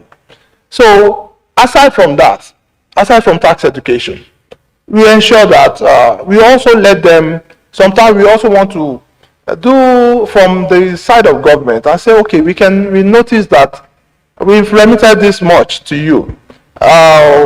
Government, from which angle? Please, can we also be carried along to see what you've done with them? And recent time, we've been trying to engage government to even come up with documentaries, come up with things to go and see for ourselves too, so that we can also communicate same to taxpayer. The government, when we go to engagement like this, people say, okay, you are collecting this much. You are telling me I should pay this, I should pay that. What are you doing with them? So we need to also make people know our role. Aside from that, also to let them know what government is doing with this money. So for us, we try to bring rules, administrative rules that makes it easy for taxpayer to pay these taxes. Also, when we see there are peculiar issues, peculiar circumstances, we try to also mellow down on, in line with the powers we have. There are some discretionary powers that's given to the FIS board and service to do some things. Like I'm sure you are aware, in the COVID-19 era, we had to suspend some of our rules to ensure that taxpayers can remit their taxes with ease. We have to extend the filing period for taxpayers. Normally, if you pay taxes after a certain time, or you're filing after a certain time, we have what we call late returns penalty that we're supposed to slap. We have to suspend this to ensure that our taxpayers too, we understand your plight. And so, because we are all in it together, please come and pay your taxes. We give you extension, come and pay. In recent time, we know that sourcing foreign exchange have been tough. We had to suspend, okay, for some people who were supposed to remit their taxes in foreign exchange, we had to, okay, no problem, we allow you to remit this in Naira, because we believe that it's tough on them too. Business is not. So we keep on coming up within our powers to come up with innovative ideas, things that we can use, so that we too are also trying to be careful not to also breach the law. Like we say, tax is law. And so whatever you do in taxation, you need to follow the law strictly. I also mentioned something about bonus the other time. I like to, I guess there are two classes of bonus you give. Okay. For large taxpayers, you give 1%. For medium taxpayers, you give 2%. And it's about 90 days before, you have to pay 90 days before. So I just like to put that Oh, thank you very much. We will keep these conversations ongoing, and it's our hope that it doesn't stop here. We'll take a question from the audience before we move to our final questions here. It says that it is common knowledge that Nigeria has one of the highest tax GDP ratio. This implies that there is a lot of space for the tax net to fish from. And what measures are the FIRS putting in place to address this challenge? And how practical would you say that these measures are? Mrs. Amina, would you like to take that for us, please? Okay, I hope I heard right. Actually, our tax to GDP ratio is very low, not high. Not high. It's one of the lowest in the world, and also that's why even our expenditure to GDP, like I said, if you look at federal government, spent only 12 trillion last year, and nominal GDP was 176 trillion. So that's not even up to 10%. So our tax to GDP ratio is very low. Our government expenditure to GDP ratio is very low, which implies that actually the government is not as big as Nigerians think it is. Maybe it just have an oversized influence in their psyche, but the government is actually not that big in terms of the real size of the economy. Now, of course, what is government trying to do? I mean, the government has reformed the tax system in the last couple of years with the finance bill, which has helped. It has introduced the electronic money transfer levy, which has also helped. It has implemented incentives for small businesses. If you are a small business with turnover less than 25 million, you don't pay any CI company income tax, zero. You also are not a VATable entity. You don't need to charge your customers VAT. Yeah. So those are some of the incentives given to small businesses. And if you have turnover less than 100 million, you pay 20% company income tax. So, but if we have higher compliance, yeah, if compliance increases, definitely the revenue being collected will increase. And all the efforts of FIRS and even the government itself right now is to try to find ways to increase this compliance. And one of these simple ways, of course, is to have this engagement so that people will understand the consequences of not paying taxes and also what they stand to gain. Absolutely. Thank you. Thank you very much for that. So on very final notes, I will start with you, Mrs. Udoderim. What would, again, this panel session was about tax utilization, where these monies are going, because people are paying taxes. What would you say the citizens should expect from here moving forward, especially in the nearest future? I would like to correct the statement I made before in my definitions about what avoidance and evasion is. Evasion is taking advantage of those tax laws so that you pay less. Avoidance is refusal to pay taxes or underreporting the income so that you pay less tax. I'll just also like to say that the Constitution has put in some monitoring structure such that the monies that are collected in taxes go where it ought to go. So the Constitution we also would come to ensure that what is collected has gone into the Federation account and that the right things are collected. So Nigerians should be rest assured that whatever is collected for as taxes that should go to the Federation account will actually do so, because what FIRS does not collect, revenue mobilization will ensure that it is collected and then is taken to the appropriate accounts for the benefit of the citizenry of Nigeria. Now, my last word will be, it's nice to seek for compliance from Nigerians, yes. It's nice that we sensitize them to show them the reason why they must comply, because it is their responsibilities. However, I think that the most important thing that would encourage people, apart from the sensitization to comply, will be transparency and accountability and openness in the way that the money is being spent. So that means every citizen who sees that there are roads, who sees there's infrastructure, who sees that education is doing well, who sees that their social amenities and all of that will actually themselves now want to say, I want to be part of this. I will have to be paying my tax so that I'm part of this whole equation. Absolutely. Thank you so much. Thank you very much. I'll bring you back to Mrs. Amina, please. Just writing on the same question, what should the citizens expect? What are we looking forward to in the nearest future? Thank you. Well, I think we expect that government does what it's supposed to do, yeah? Because apart from the fact that political office holders sought the office, they are also being paid to do it. Just like we, public servants, we are being paid to do our work, yeah?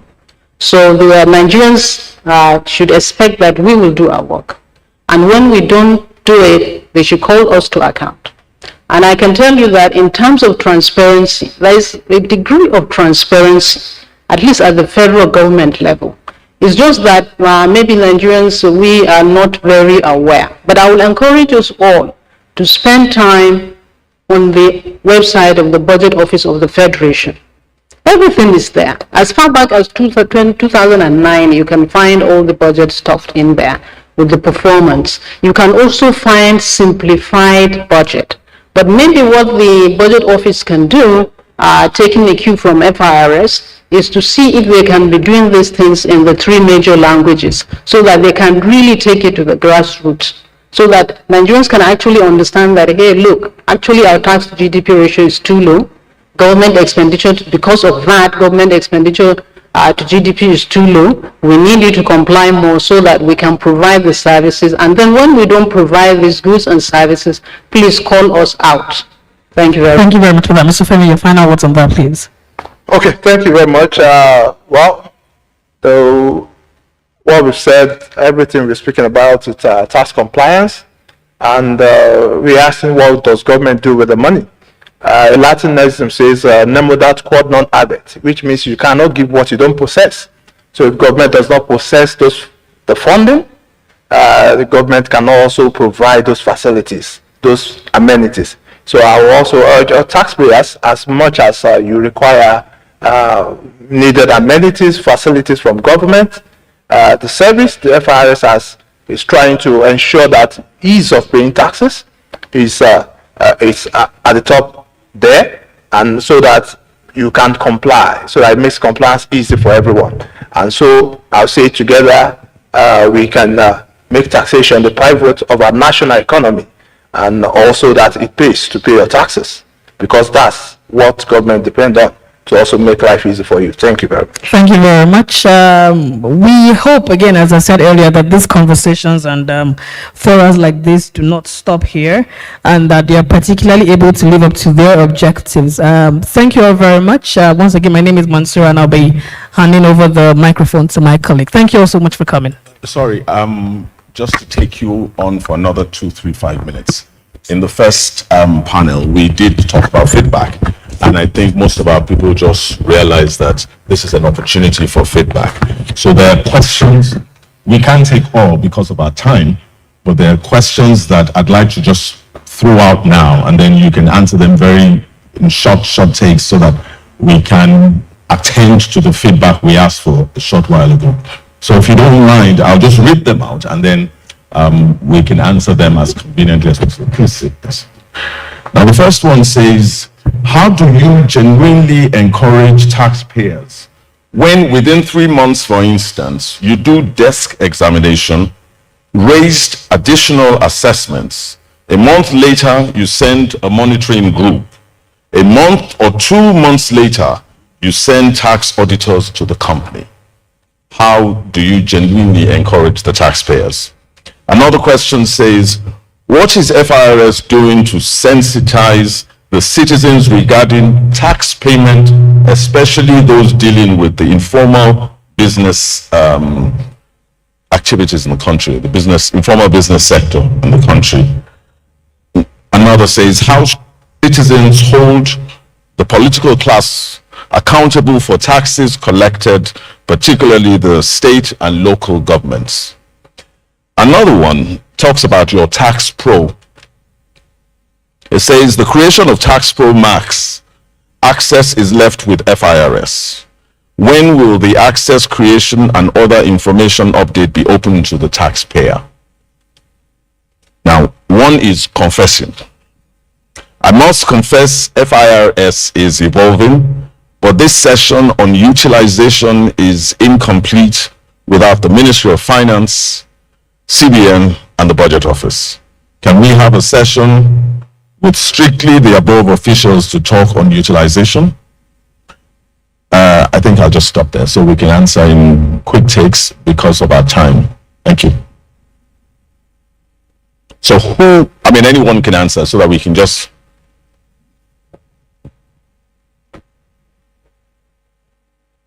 I think... Should I?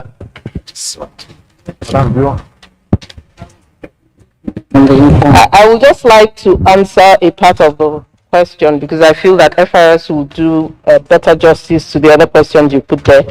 And I would like to answer, how do you hold the political office holders accountable for the taxes that are collected? And I would say that's why we're having this seminar today. And it's to educate Nigerians that they do have a right and they can ask questions and they must ask questions. Because I do know that the revenues collected that goes to the states and local governments are also publicized to say this is what everybody has gotten this month. Why are the people, why are the citizenry of those subnationals, why are they not asking questions? Why are they not asking their houses of assembly, okay, we know you received this, come and give us a budget performance. What happened? How was it used? And these are things that must happen. Nobody can do it for you. Nobody can do it for you. So it's just for us to be more aware that we have this authority and we have this power, and that we can ask questions to say, yes, we do know that this revenue or this income came, so we want you to tell us how it was utilized and how far you've gone with the development of the local governments and the states. Thank you. All right, thank you. I have two questions here. The first one is regarding tax payment, especially those dealing with the informal business across the country. Like I said earlier, informal business presupposes that you actually are not a registered company. Yeah, it means you are small, you are not registered, but of course you could be registered. I mean, you could be big, but you are not registered. Informality has to do with actually not being registered. Now, if that is the case, then there are two issues. If you are an informal, if you are at that level of business, you may be liable to pay tax to FIRS or to the State Revenue Service or FCT. Now, if you are liable to pay tax to FIRS, it will be either company income tax or VAT. But that means you have to be at that 25 million naira threshold. If you are very small, and I know some people have been making this argument to drag people into the net, but if you are a very small business, less than 25 million, all over the world there is a threshold for VAT because it creates a burden, and you don't want to burden too much very small businesses. And I think this is one of the reforms the government should be applauded for doing, because it means the government is trying to encourage you as a small business to actually grow, yeah, by not adding tax burden on you. But you must pay tax on the salaries of your staff, and that will go to the state. Now, what are the states doing? A lot of states like Kaduna, they have options online for you to pay. And of course, FIRS, we have the tax romance and so on and so forth. So there have been many reforms that have made it easier.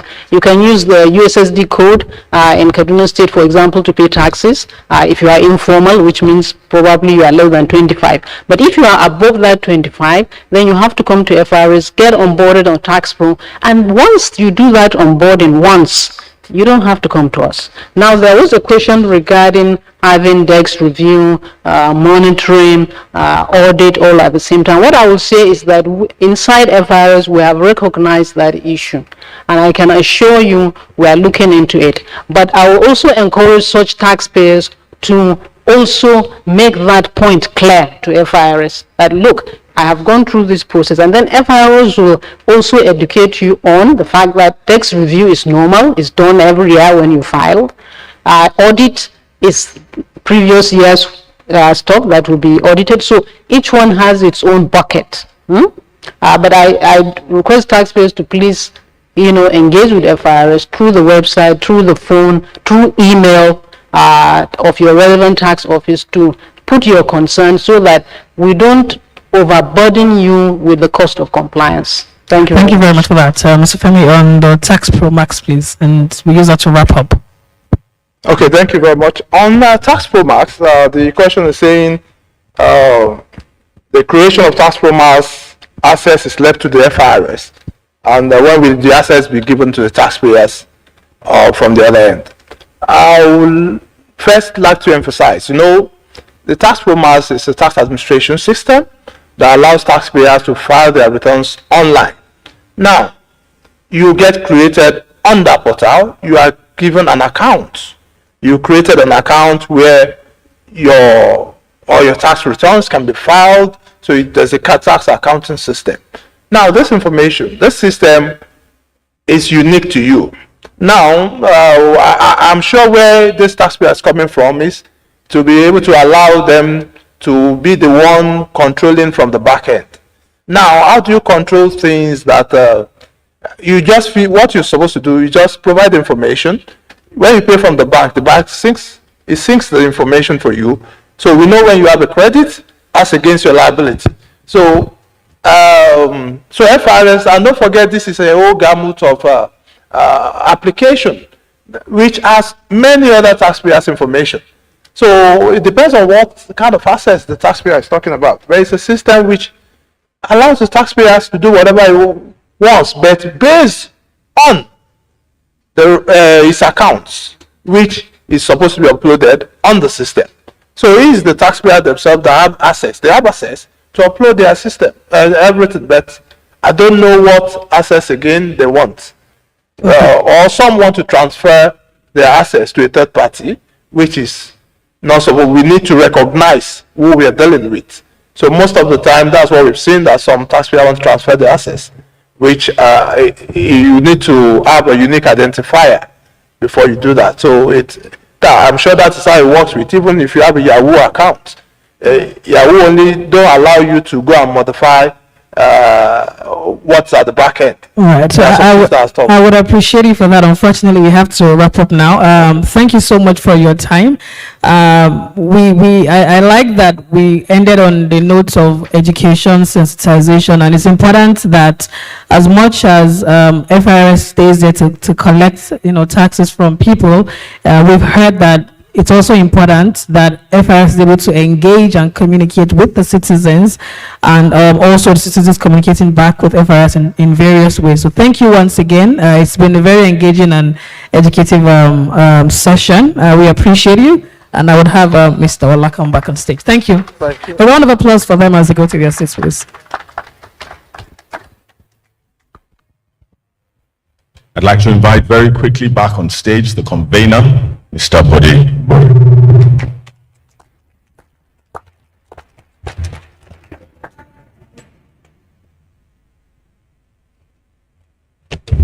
Thank you very much, everyone. Thank you for staying behind. Thank you, everyone. This is my session with the chairman of the executive chairman, of FIRS. I've chosen to bring on board Dr. Dick Deary, the coordinating director of Tax Compliance Support Group, to represent him. Please come along. And I've also chosen Mrs. Udodirim Okongo of Revenue Mobilization Allocation and Fiscal Commission. Please come along.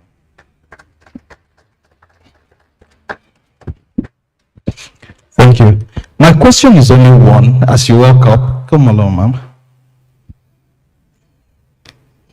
So I'll sit right in the middle. Thank you. Please put your hands together for them again. Thank you. My question is only one. Back in, pardon me. I remember that the first idea I ever knew about tax was wealth redistribution, which you mentioned, and then even distribution of national wealth. I really want to know what you've done so far as, FRS as a whole, now you're representing, in corporate social responsibility so far. What have you done? Thank you. Good afternoon, Bode, and everyone. The issue of wealth redistribution, I think tax is actually a fiscal instrument which government can use to actually drive wealth distribution, and there it comes in the form of just like some of the earlier panelists mentioned, in terms of the progressive nature of the tax system that you have in place. And that's where you see the higher you earn, for example, in your income, from your income, you pay more tax from it. And the clear example that anybody can actually identify with or flow with is what we call pay as you earn. Very simple, because you pay as much as you earn or as small as you earn. So this is one mechanism that government have put in place to ensure that the rich, those who earn more, pay more, and those who earn less, pay less, in line with what their income status is. So that way, the person who is earning more and paid more is what is now made available, what he has paid made available for the common wealth of the citizenry to enjoy. So that is an aspect of wealth distribution.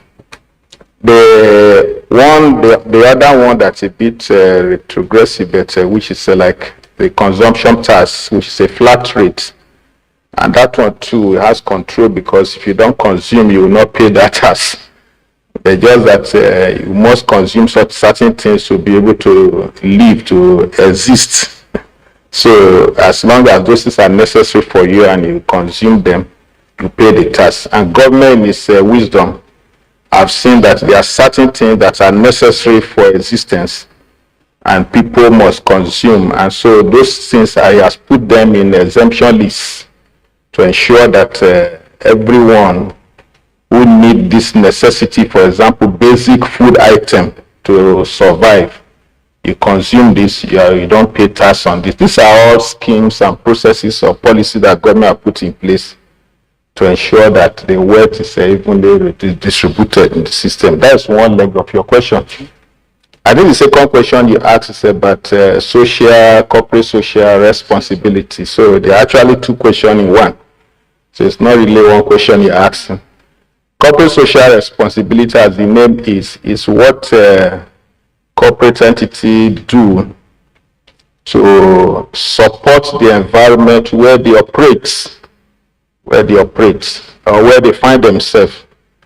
Now it may not be too narrow to focus on what FRS as organization alone is doing in the corporate social responsibility. I want to make it open and make it a bit broader so that all of us can really identify with it. The corporate social responsibility, what government have done from our perspective as a revenue authority. And by the way, I hear, this is a digression now. I hear FRS, you collect tax, we actually administer taxes. We are not tax collectors.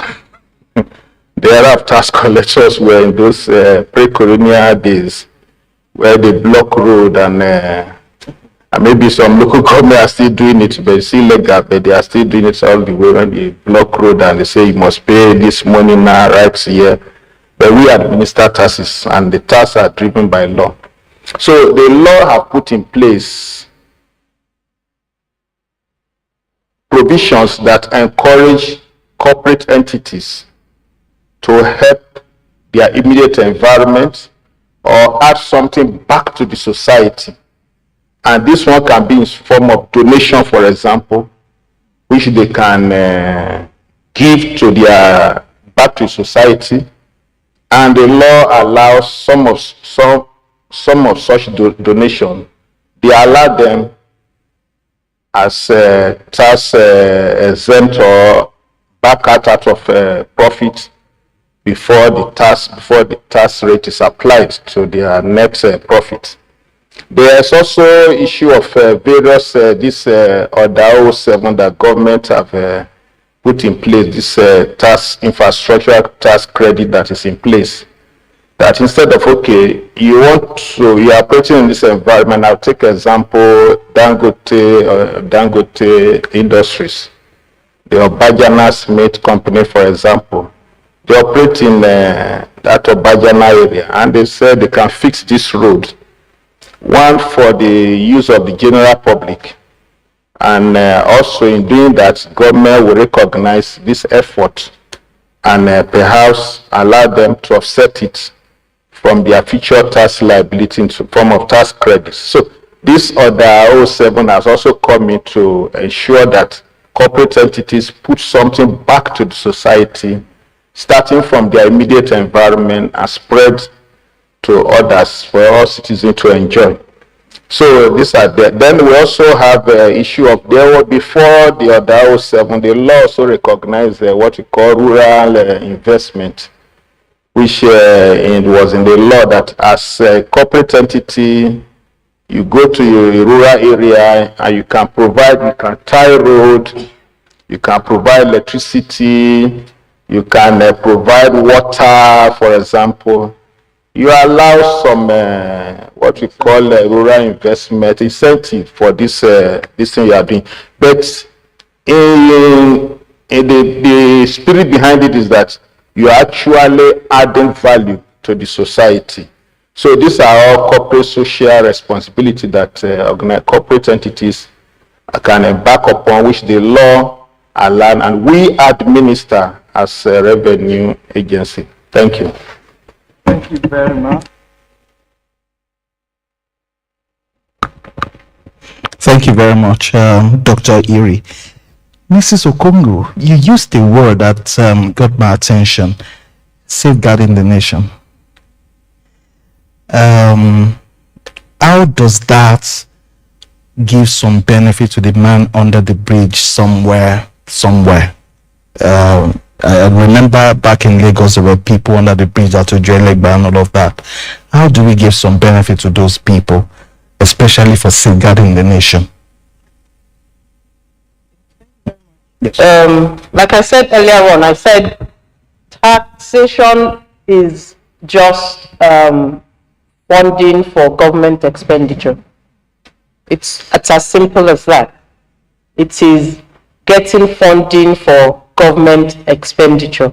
And like I said before, so this government expenditure is utilized in several areas. And these several areas are like security, providing infrastructure, providing social amenities, even supporting citizenship and all of that. Now, if government is not able, if we don't have that revenue that allows government to safeguard itself, that's provide security, fund all the security organizations, buy equipments for them and all of that. So there's an inroad to evasion from other countries. If we are not able to do that, the country disintegrates.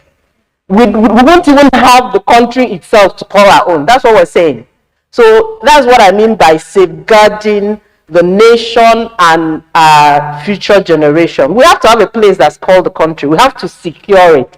We have to make sure that things are working. And like my colleague said, in also the economy, she also explained about the macroeconomic policies of government. It is only when that happens that you and I can enjoy the fact that we're Nigerians. If things become impossible, almost impossible like you're saying now, the man who's under the bridge has no infrastructure, has no food to eat. He cannot go to the hospital and get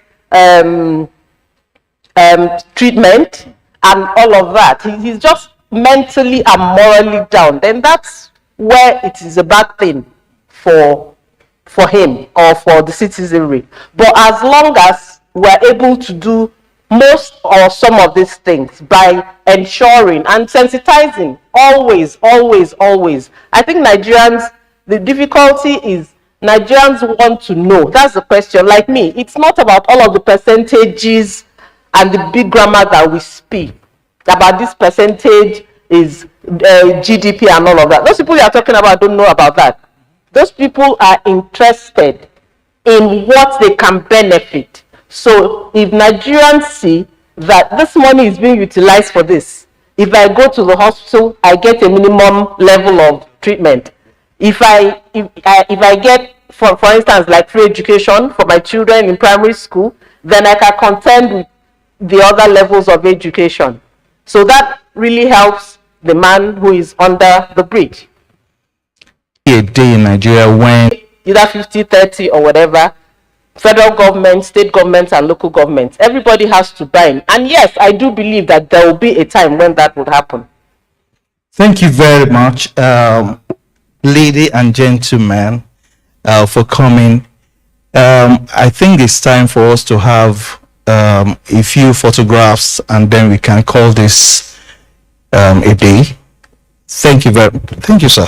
Thank you very much, ma'am. Thanks, sir.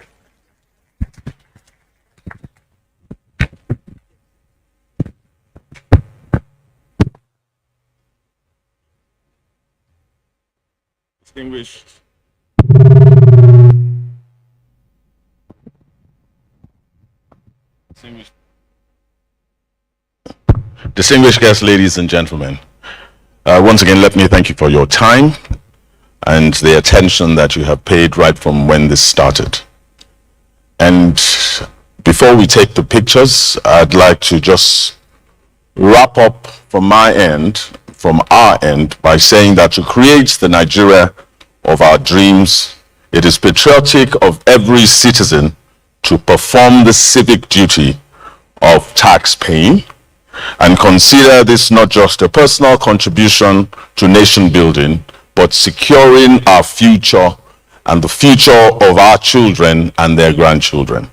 Taxation not only pays for public schools or public goods and services, it is also a key ingredient in the social contract between citizens and the economy. How taxes are raised and spent can determine a government's very legitimacy. Distinguished guests, ladies and gentlemen, thank you very much for being a part of this event. We have learned as citizens to engage and to offer feedback, not criticism. And so once again, we thank FRS, we thank G2C for this opportunity to listen and be heard. And without much ado, I'd like to just ask that we have our panelists come out to take the group pictures, and of course the all-important time of the day, which is for lunch. We will have lunch. You will, as soon as you step out, please make your way towards the hotel. Lunch has been prepared so that we can nourish ourselves before going back to our various businesses. Once again, thank you very much, and please can we have the panelists out for group photograph? Thank you, and God bless.